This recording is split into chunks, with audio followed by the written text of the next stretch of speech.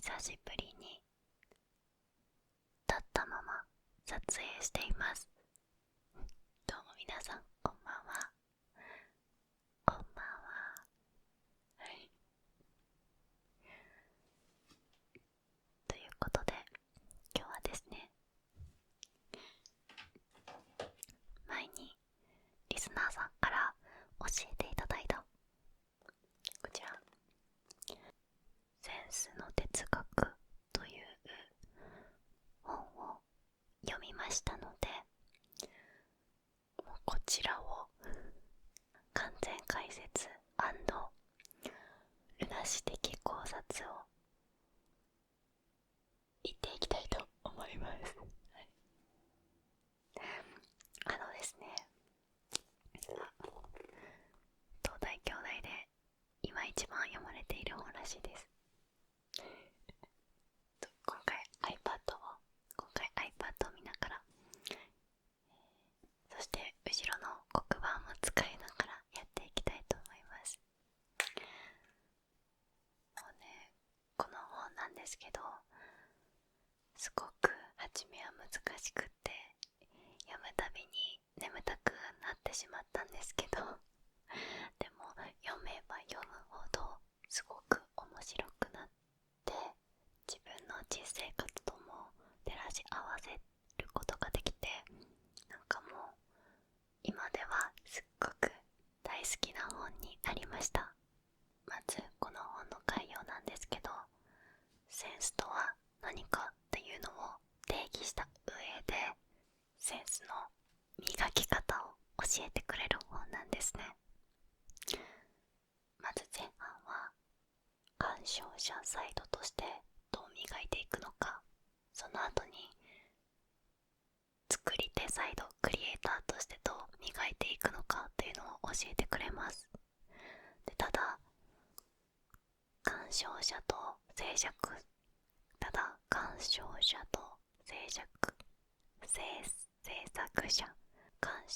と制作者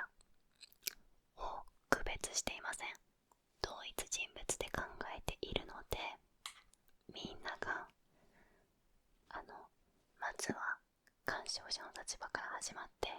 クリエイター側へ行けるっていう道筋を立ててくれています。はい、この本全部で第1章から第8章まであるんですけど、もうとことん1章目から解説していきます。正直ルナシにとっては本当に難しくって、この動画を作るのにもめちゃめちゃ時間かかったので、すごく拙い説明になっちゃったり、伝わりづらいところ、あとは解釈が間違っているところもあるかもしれませんが、そこはまたコメント欄で教えていただいたりとか、皆さんの考えを教えていただければなと思います。はい、頑張ろうということで、皆さん今日も一日お疲れ様でした。ごゆっくりとお楽しみください。まずはですね、センスとは何かを考えていきましょう。今回の一番初めのセンスの定義ですね。皆さん、センスとは何だと思いますか？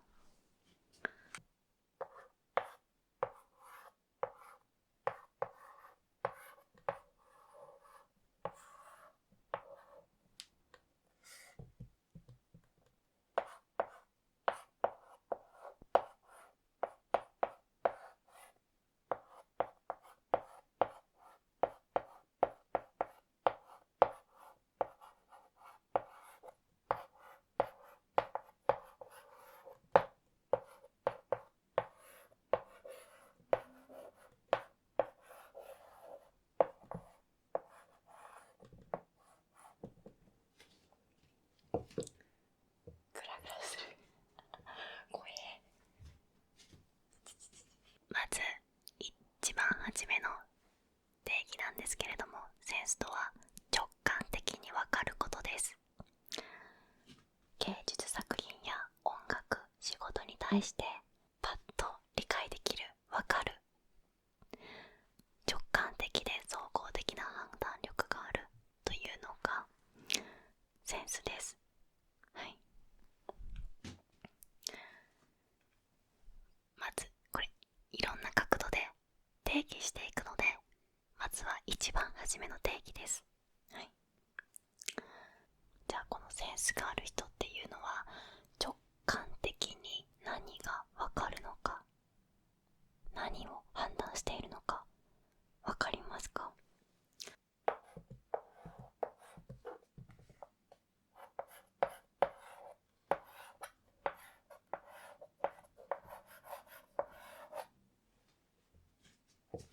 はい。これセンスがあるというのは、その作品とか音楽に対して直感的に上手だなとか下手だなっていうのがわかる人のことを言うんでしょうか？違います。違うんです。なぜ違うかというと、クリエイターの世界とか美術の世界っていうのはうまい下手で分けられるものじゃないですよね。例えば絵画で考えてみると、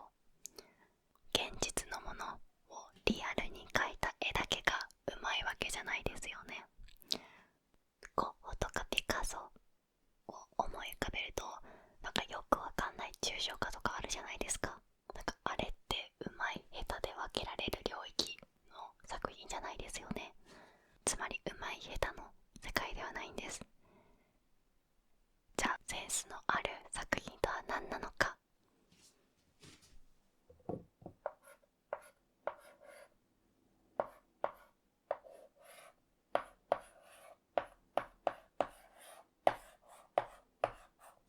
この本独自の言葉なんですけれども、下手馬というのがセンスある作品なんですね。これは何なんでしょうか？下手馬とは再現がメインではなく、自分自身の線の運動が先にあるものです。はい、自分自身の線の動きが大事なんですね。じゃあここでセンスがない状態のことを考えてみましょう。センスがないとは、センスが無自覚な状態で、これは再現性にとらわれすぎているんですね。例えばセンスがない一人暮らしの部屋を思い浮かべてみてください。例えばその人はこうアンティークな家具を揃えて、ちょっとヨーロッパ風の高級感のある部屋にしたいと思っています。でも実際のところお金もそんなにないから、割と中途半端なアイテムを集めてしまいますよね。そうすることで逆にね、その中途半端さとか生活感が染み出してしまって、なんかセンスないなこの部屋って見えちゃうんですね。それは中途半端なアイテムでなんとなく自分がイメージするアンティーク調の部屋を再現しようとそれにばかり意識が取られているんですね。では第一章の結論です。センスの目覚め方は、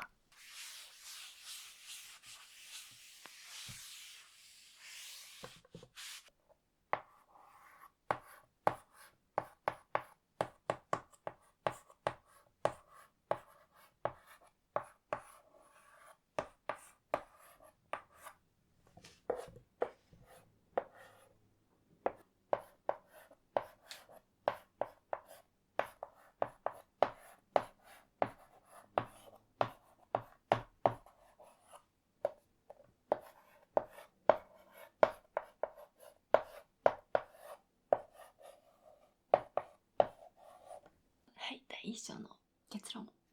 モデルの再現から降りること、これがセンスの目覚め方です。はい、では第2章に入っていきます。で、このモデルの再現を目指してしまっているという状態は、それが持つ意味や目的を目指してしまっているんですね。さっきの一人暮らしの部屋の例だと、その家具自体に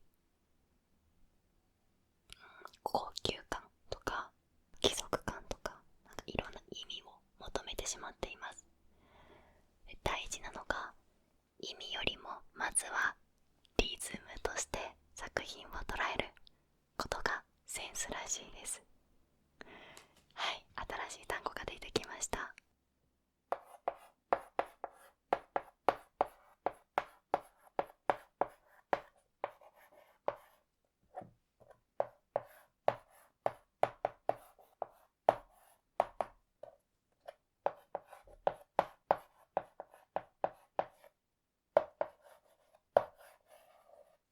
はい、作品をリズムで捉える。はい、リズムとは何なんでしょうか。はい、これは作品とかあらゆる物事の強弱の意味です。例えばですね、女子高生の日常を思い浮かべてみてください。女子高生がサイゼリアとかのファミレスでまったりしているシーンですね。この時、なんかある話題で盛り上がったり爆笑する時もあれば、なんか時にはぼーっとしたりおのおのスマホを眺めている時もあったりして、テンションや盛り上がり方に強弱があるじゃないですか。で、この強弱が作り出す何気ない日常がエモいって表現されたりしますよね。つまり女子高生たちはそこでファミレスで集まることに意味を見出すことよりも、その場のリズムを楽しんでいます。じゃあこれを音楽に置き換えてみると、音楽は、リズムがマルチトラックで可視化されているんですね。これは音楽をかじったことある人とか、動画編集ソフトを扱ったことある人ならマルチトラックってすごくイメージしやすいと思います。この場合音楽だとこういうピアノとかドラム、ギター、ベース、いろんな音が縦に並んで多重的に組み合わさって一つの音楽ができているじゃないですか。その考え方、マルチトラックの考え方を日常で応用するんですね。例えば皆さん、餃子を食べている時をイメージしてください。味のリズムがあるんですよ。口に入れた瞬間まず熱さが来て、その後に表面のパリッとした感じが来て、こう噛むと皮が割れて中の柔らかい部分が来るじゃないですか。そうすると肉の味とかニンニクの味、タレの味とかいろんなものがきますよね。このように作品に対しても日常の食事とかに対してもマルチトラックの配置が意識できるのがセンスだそうです。はい、つまり作品をリズムで捉える、マルチトラックを頭の中で想像できるっていうのがセンスの磨き方になってきます。はい、では第3章に行きましょう。ついてきてますか？めっちゃ難しいよね。第3章ではリズムとは何かというのを深掘っていきます。はい、リズムとは存在と不在、つまりある状態とない状態の反復、変化がリズムです。はい、具体例を見ていきましょう。宝探しの旅、ワンピースかな、これだったらは仲間がいない状態からいる状態へと変化していくじゃないですか。あとは宝がない状態からある状態へと変化していく物語ですよね。やばい、重点がなくなりそう。その他にも人間関係複雑な感じの物語だと、安定した人間関係がない状態からある状態へと変化していきますよね。その他にも主人公のアイデンティティがない状態からある状態へと変化していきますよね。なんでこのない状態からある状態への面白いリズムを生み出すのかというと、精神分析とか神経科学の観点から説明できるそうです。人間にはホメオスタシスという安定状態を求める性質があります。例えば体温って大体一定ですよね。そういうのもホメオスタシスです。はい、つまり人間にとって何かがない状態、欠如した状態というのは不安とか寂しさとか悲しみを生み出しているんですね。で、そのちょっと欠如感から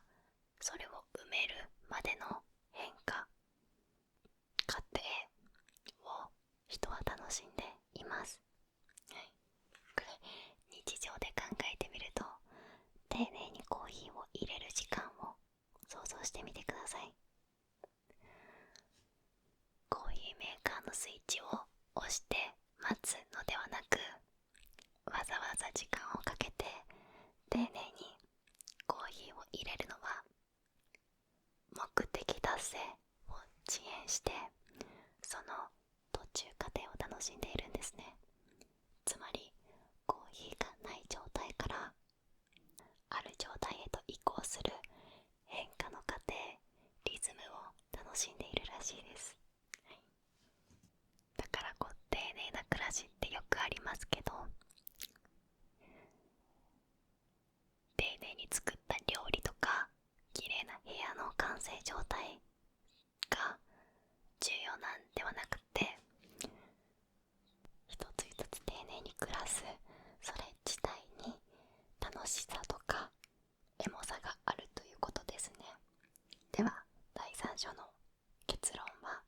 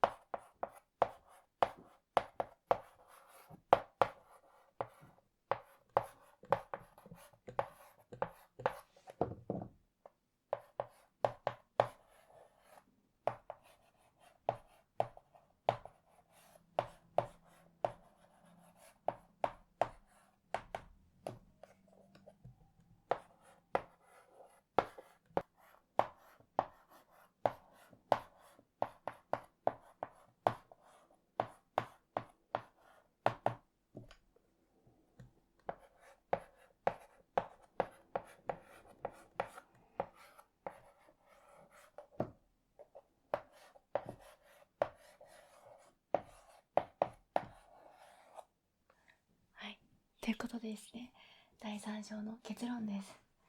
芸術とはですね、意味を求めたり目的を果たす道具ではなく、それ自体で楽しまれるものなんですね。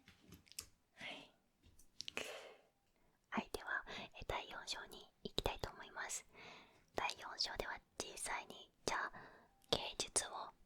どう楽しめばいいのかっていうのを見ていきます。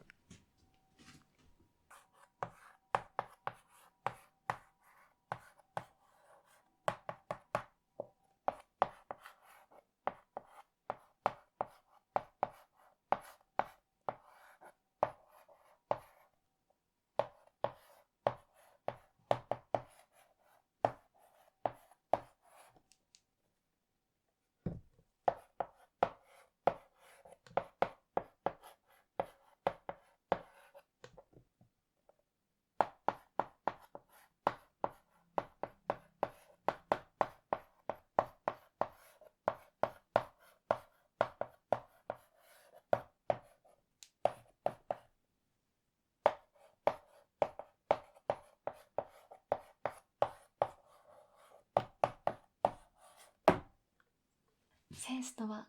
物事をリズムとして脱意味的に楽しむことなんです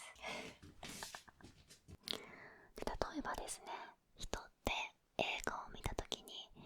この映画は人を愛することが大切だと伝えてくれてるとか、戦争の残酷さを伝えて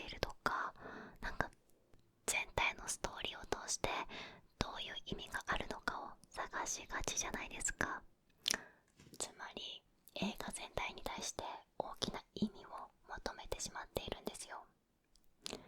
で、その大きな意味がわからないとき、人はなんかこの映画よくわかんないわっていう感じで酷評したりとか不快感を感じたりするんですね。でもセンスがある人は作品の大きな意味を求めるんじゃなくて、パーツごとに楽しんで小さな意味を楽しめるというところが重要らしいです。はい、例えば恋人との旅行を思い浮かべてみると、旅行全体を見たら2人の仲が深まったとか、なんとなく楽しかったみたいな大きな意味に集約されちゃうけど、でも細かいパーツを見ていくと、お店が閉店していて計画通りにいかなかったもどかしさとか、夜の景色の美しさとか、さまざまなパーツで構成されているじゃないですか。その一つ一つに対して大きな意味とか目的を求めず、脱意味的に楽しめることが大事なんですね。で、この楽しみ方のすごく参考になるのが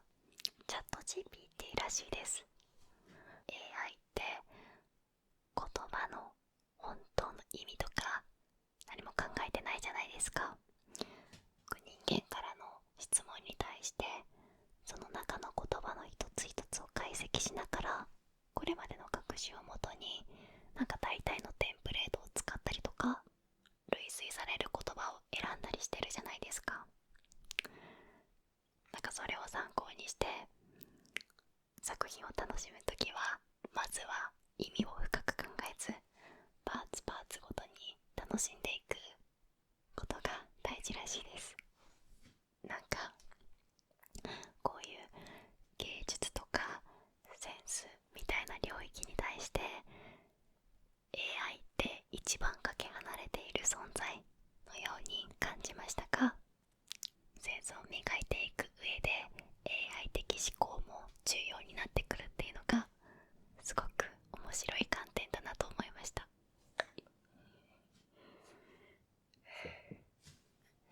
ここまででやっと本の半分まで来ました。ここからは後半です。酸欠になってきた。ちょっと後半に行く前に余談なんですけど、私最近一人旅行に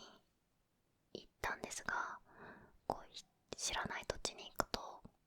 すごく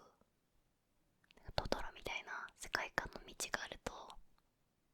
すごくワクワクして進みたくなるんですね。でも大体そういう道って蜘蛛の巣があったりとか、謎のね草木のカサカサ音とかあって、毎回いつ引き返そうかなって考えながら、もうめっちゃビビりながらも進んでいくことが楽しいなって改めて感じましたはい、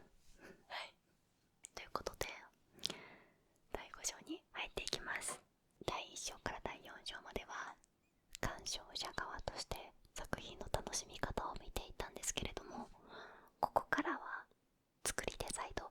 クリエイター側になるという意識で聞いていってください。じゃあ今からクリエイターになるぞって思った時にどうすればいいのか、第5章のも結論言っちゃいますね。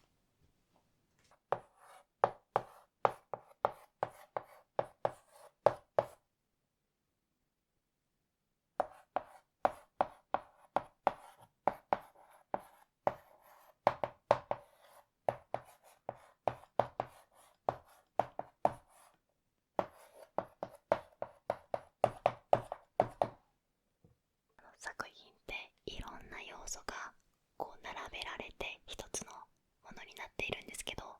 作り手としてはもう何をどう並べたっていいんだよっていうのを言っています。はい、なぜかっていうのをお話ししていきます。例えば音楽だと一番わかりやすいですね。音が時間軸に沿って並積み上げられたものですよね。これを映画で考えてみましょう。ショットというのが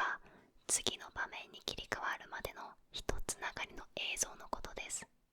例えばショット A が白い家を正面から映した映像で、ショット B がベッドから起き上がる女性があると思います。で、ショット A とショット B の映像が流れた時に、人はおそらくこの女性が白い家に住んでいて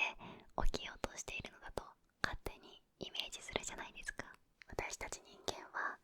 いろんな面において次にどうなるかを予測して生きているんですね。つまりよくわかんない映像のつながりでも何らかの展開を予測して、それに合うように勝手に物語化するのが人間なんですって。だからこそ勝手に妄想して勝手に解釈して勝手に物語化してくれるのが人間だからこそ、クリエイター側は何をどう並べてもいいんですね。で、この何をどう並べてもいいという無限大の自由がある中で、ある制約をかけていくことでジャンルが生まれるんですよ。これやばくないですか？私ここの文章を読んだ時になるほどなと思ったんですよ。こういうリズム感とかこういう曲調だったら、ジャズとかヒップホップとかなっていくじゃないですか。それはもう何をどう並べてもいいという、もう最大限の無限と自由がある中で制約をかけることでジャンルが生まれるんだなというらしいです。感動。じゃあこの何をどう並べてもいい状況でどういったものが面白いリズムとされているのか考えていきたいと思います。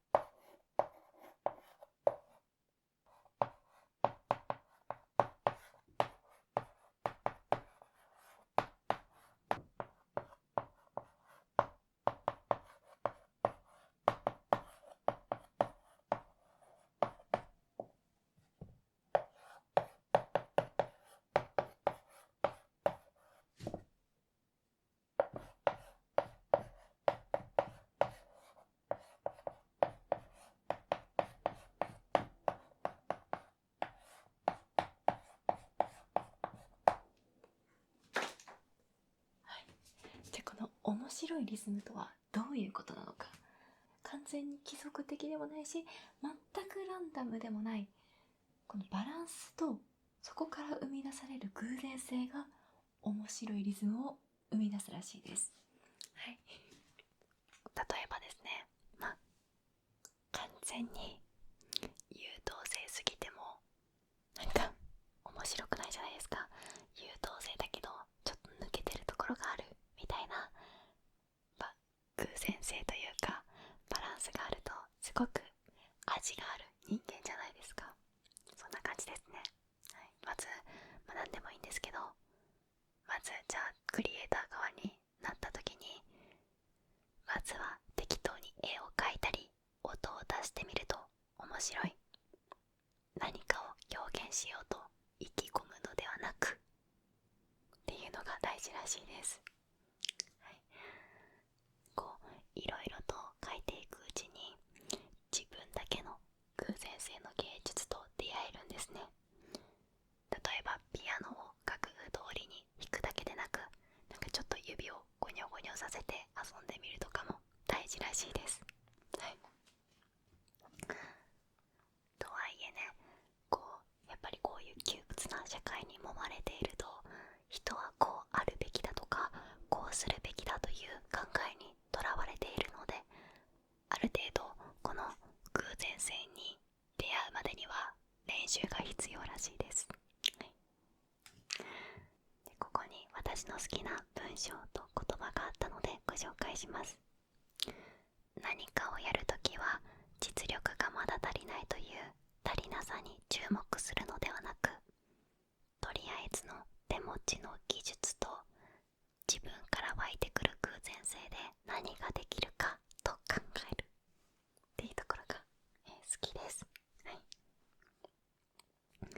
自分はこれができない、自分にはこれがないと、考えてしまいがちですけど、実際私も、はい、でも今自分にあるものと、あとは何回も何回も作ったり考えたりすることで生み出される偶然性を信じて突き進んでいきたいなと思います。はい、では第7章、ここからですね、人生とか生き方について大切なことを教えてくれています。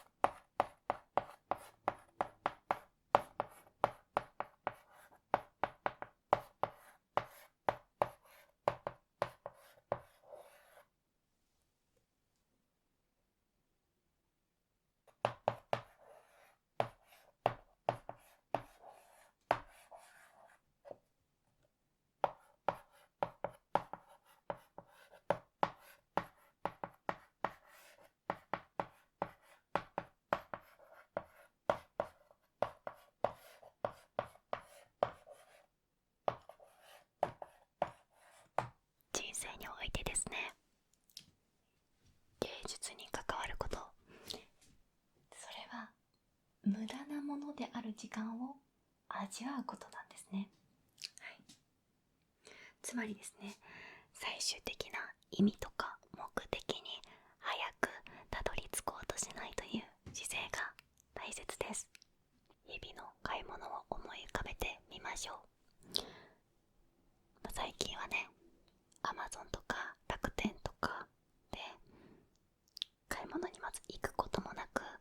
すぐ届けてもらいたいというのが現代ですけれども、買い物は目的のものがすぐ見つかることより、お店に出かけて予定になかったものまでいろいろ見て、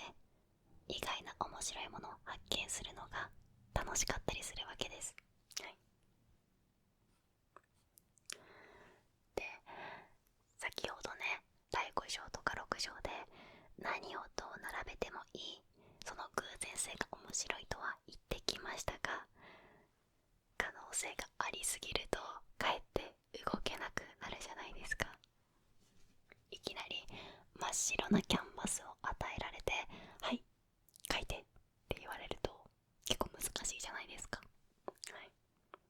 で、今皆さんが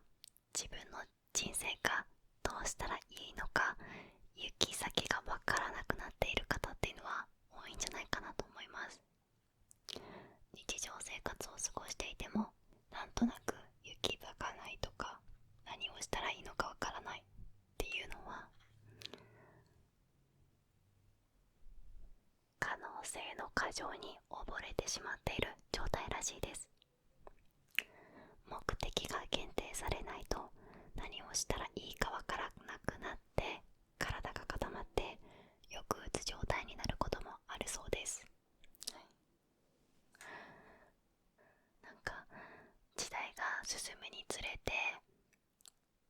なんか動物に襲われたりとかね、明日の食に困ることとかっていうの状況が少ないからこそ、ある程度みんな自由に生きられるわけじゃないですか。で、その可能性がありすぎるとかえって何もできなくなって病んでしまう現代病ですね。抽象画の解釈においても、抽象画ってその考え方見方が無限大すぎて、かえってそれが居心地が悪く楽しめないっていう状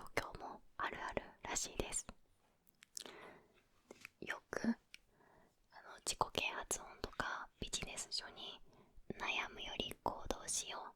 ていう言葉があるじゃないですか。悩むより行動しようというのは、まさに脱意味化、行動に対する脱意味化とリズム形成のことなんです、はい、つまりですね、仕事や勉強、人生の意味を考えて鬱になるよりは、とりあえず目の前のタスクをこなす。お掃除とかお買い物とかお仕事とか、とりあえず今できることをこなしていって、いろんな行動をする中で偶然性が開かれたり、新しい自分に気づくことができるかもしれないということです、はい、では最後、第8章です。第1章から第7章で結構難しいことを言っていたんですけど、最後の結論はすごく優しい本だなと思いました、はい、作者がですね、実際に経験したこととして、本の表紙のデザインがあまりかっこいいものは案外売れないっていう編集者の言葉を聞いたらしいです。つまりですよ、センスの洗練が全てではないんですね。一番初めに出した一人暮らしの部屋の例覚えていますかね。豪華な部屋を真似して家具を揃えたら、かえって中途半端でセンスがない部屋に感じられるっていう例ですね。その部屋の人っていうのは、豪華な人生にしていきたいっていう道と、それを真似れば真似るほど豪華にはなれなかった人生っていうもう一つの道が見えてくるわけじゃないですか。で、その2つの道があって、その状態で突き進んでいくと、だんだん2つの道の見分けがつきにくくなって、その人の独自の道ができていくんですね。つまり何かに憧れて進むことで、そうなれなかったその人得意性の問題も浮き上がってくるんですね。その人自身の問題、得意性が浮かび上がってきた時に、真のその人の独自性とかセンスが磨かれていくんですよ。では最後の最後の結論に行きます。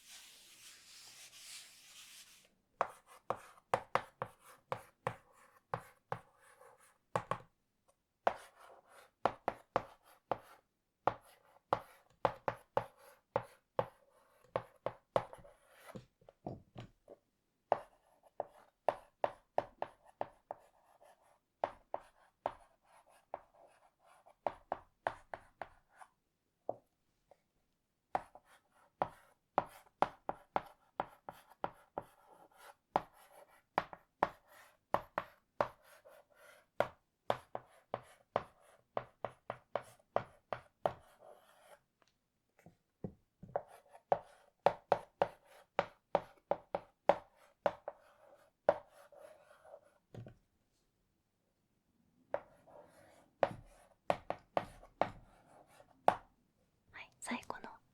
筆者の主張ですね。センスとはアンチセンスという陰影を帯びてこそ真のセンスになるのではないかということです、はい、センスとはいろいろとね、センスとは直感的に分かることとか、モデルの再現から降りることとか、いろいろと言ってきましたけれども、本当に大切なことは、まずは目的とか難しい意味を求めずに、何でも描いてみる、描いてみるということ、そしてその過程を楽しんで、それを継続していくことで、自分のオリジナリティが生み出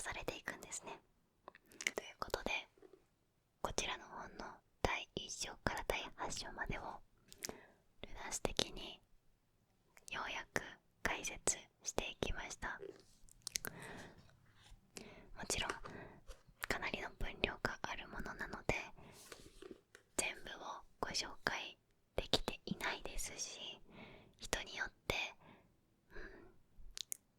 解釈とか理解の仕方とか考え方はすごく変わってくる本なんじゃないかなと思っています。本を読んだり映画を見たりするときに、これは何を伝えたいんだろうとか考えてしまいがちだったんですけれども、でそれを伝えたいことが分かんなかった時に、自分って理解力ないなとかセンスないなって責めてしまいがちだったんですけれども、なんかそもそも考え方が違っていたなって思いました。この映画のこういうシーンが好きとか、この本のこういう文章が好きと感じた時に、じゃあそのシーンはどのような要素やパーツで構成されているのかというのをマルチトラック的に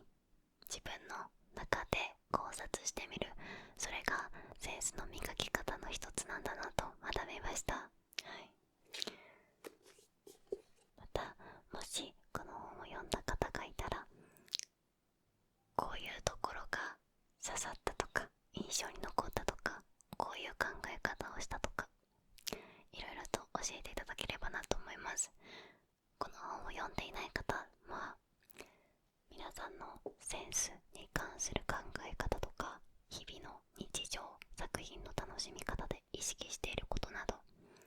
何かありましたら教えてください。はい、もう本当に拙い説明だったと思うんですけれども、もし私みたいにこの本とかある映画とか、何かの作品を楽しめなかった時に、自分の理解力、センスのなさを責めてしまっている人がいたら、別にそれが悪いことじゃないし、それが楽しみ方の正解でもないっていう感じで、なんかちょっと気が楽になっていただければ嬉しいなと思います。はい、